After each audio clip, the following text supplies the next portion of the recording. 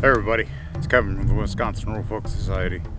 We're back out today and we're going to talk about a few things.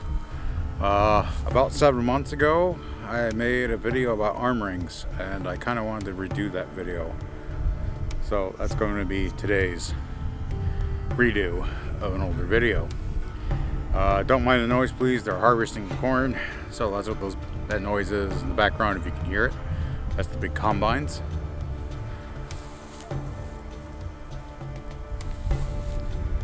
Place is noisy today, I'll tell you that. We also got wind. So, arm rings, oath rings, and everything in between. The actual arm rings for your arm, your bicep. Not like the bracelet you see here, and we'll get to that in a little bit. They would go up on your arm and they were usually a status symbol. They were also supposedly showing up your wealth and things of that nature. Pardon me, I'm reading from a script too today. We're probably going to do a little more of this because I want to make my videos a little more, I guess, central, professional. But also some were all given as gifts as well from lords and gold givers, things of that nature, chieftains, jarls, warlords, things of that for services, loyalty bands. Loyalty was pretty much paid for with booty, commodities, gold, silver, food, lodging, things of that nature back in those days. So typically the more arm rings you had, the more prestige you had.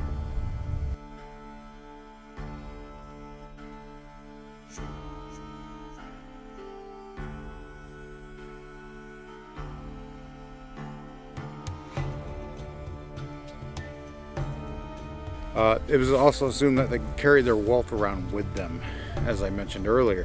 This could be for shopping, bargaining, things of that nature, maybe giving to some of their other men as soon as they acquired more.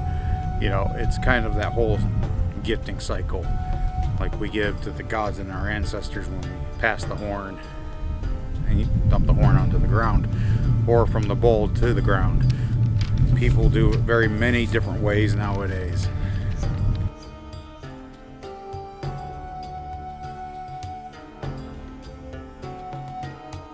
Very prestige rings were typically made of silver, gold, bronze, even copper, depending on the age, the heir, and the wealth of the person giving those rings to, who it was. So we'll move on to the arm bracelet. This is the most common form you'll see in heathenry nowadays. And there were a few historical examples, and I'll try to throw the pictures up here, that supposedly had the animal heads. Other than that, it was kind of like a flat bar metal alloy, and they would bend it. There were some that were mainly more decoration, more wealthy prestige type of deal, but the flat bar was usually tapered off. So if I take mine off and show you, you can see it's got the bear heads on there. If it didn't have those on there, it would probably actually be more of a flat tapered off, and they would typically have the wires rounded or engraved in or integrated.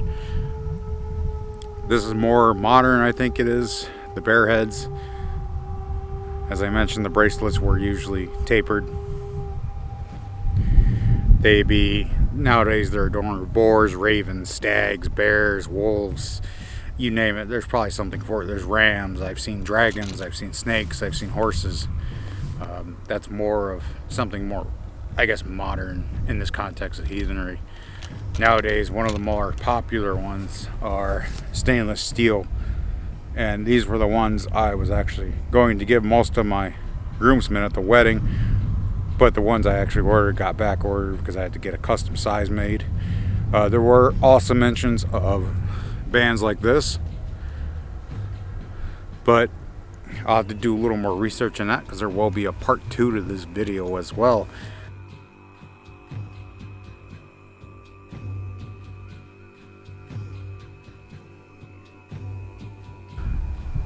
As I mentioned, wealth before, they could carry their wealth with them and show it off, but the bracelets were better carried, I guess. You could cut them up and supposedly use them as wealth as they presumed.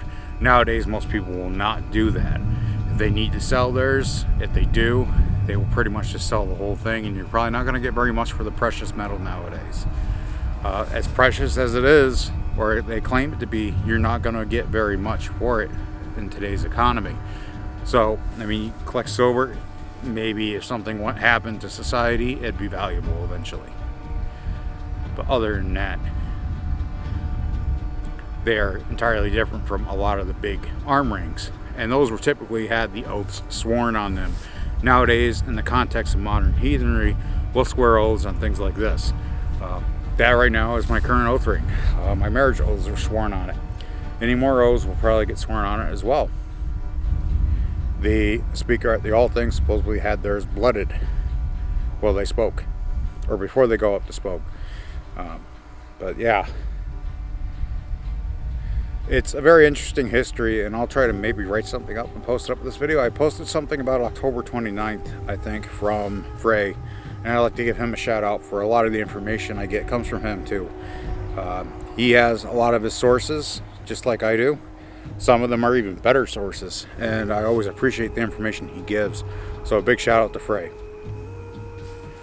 He usually does watch my videos from what I know, so he'll see this. But eventually what I want to do when I get the forge running is make oath rings for the big events and things like that. And we'll get into talking about oaths in the next part of this video. Basically nowadays they are kind of like putting your hand on a book and swearing, and people can lie through their teeth. But we try to avoid doing that because we all know the repercussions of what oaths actually are. So anyways, I'm up in the field, and I'm not going to start my day out here just yet doing the obvious thing. I'm actually going to collect stuff for Yule. I got a lot of work to do for Yule. We got a bloat to write. I have to try to make a goat and another wheel to burn this year. So I want to try to do it in a more all natural material, and while the grass is actually dying up here, as you can see in the background, I'm going to start collecting some of it for the goat as well. I'm going to try to do the wheel a little better this year. And Yule is a vetted event, and we haven't really announced the dates. Only a lot of select people know the dates until I can kind of vet you, you could say. And if you're not familiar with vetting, it's the process of getting to know you a little bit before you come out to one of our holy places, things of that nature. That's how the Wisconsin Rule Folk Society works. And that's how it's going to work, and that's how it's going to stay. There are too many people nowadays, the television Viking heathens, that they get there and they find out it's not exactly what they want. There's too many people in the counterculture today that like to get into these places too and cause a ruckus. And yeah, so we're very careful about who we let in, where we go, and who we talk to. It's always an adventure, you could say. So it's currently November. It's about 60 degrees, which is kind of weird. I mean, we've had snowfall in the past few days, and obviously it's all gone, or it didn't stay to begin with. So it's like, all right, this is kind of weird, but I'll take it. Everyone's all concerned about this or that and the planet warming, but really, I personally think it's the natural cycle of things. You come out of an ice age, your planet's going to warm. And it's a very slow process. It eventually goes back into an ice age. It is the way that Earth keeps balance in the world, you could say. Humans are some of the most adaptable creatures on this planet, and it's unfortunate a lot of the other creatures are dying, or they may be dying, but maybe that's evolution and progress. Maybe you could say that, I don't know. You could disagree with me all you want to. That's my thoughts on that. Hang on, let me take this off.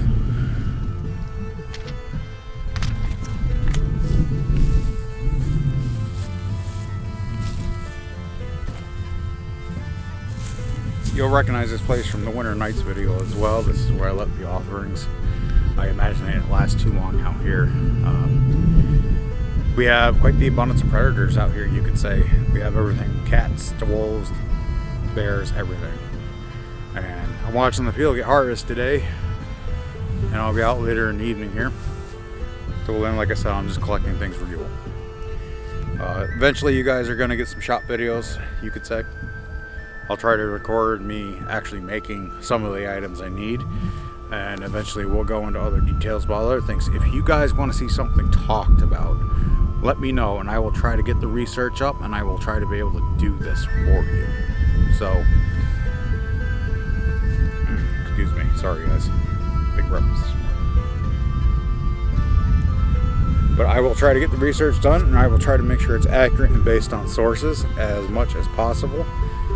There's a lot of us actually coming to that nowadays, and a few of them actually inspired me to actually start doing these like this. I try to upload every week, every Monday. If I can't upload, it's going to be a short 1-minute video saying I'm just too busy doing this or that, and I can't get a video out to you guys, and I apologize. Check out our BitChute account too. It's Rule Folk on BitChute. We get to 80 subs. From what I know, we can port over to Odyssey, and that will just help us get our message out there. When you guys like and share, it helps us out quite a bit. And we've had numerous people come to us for a lot of things, and we really appreciate that because we don't charge. There should be no reason that we charge for what we do, and I need to make that ingrained in our philosophy. So, all right, stay rural, stay heathen. I appreciate you guys tuning in. Like, share, and subscribe, and I will catch you guys later. I got some work to do in the field here, and we'll be seeing you.